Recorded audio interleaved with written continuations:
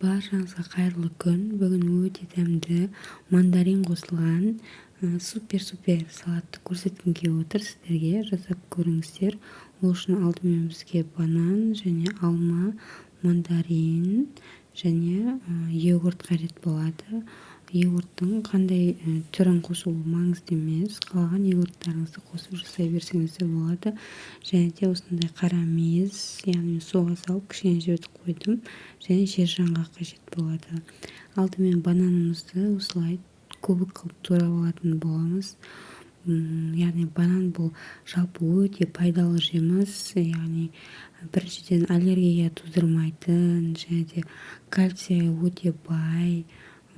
Балалар кішкентайынан жесе өте керемет болар еді. Және де әйел адам екіқабат кезінде осы бананды, яғни ісік болған уақытында жесе өте пайдалы болады.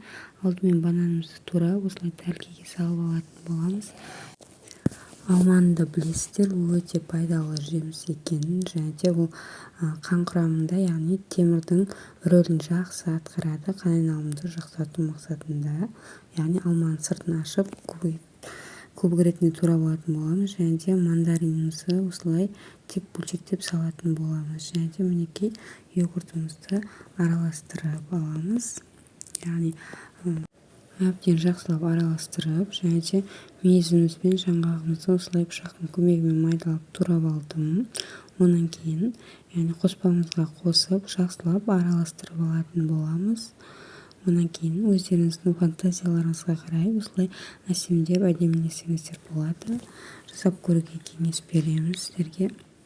Егер сіздерге ұнап жатырса, маған тіркеліп, лайк басып, комментарий жазып қойыңыздар. Және де видеоның соңына дейін қарағандарыңызға үлкен рахмет.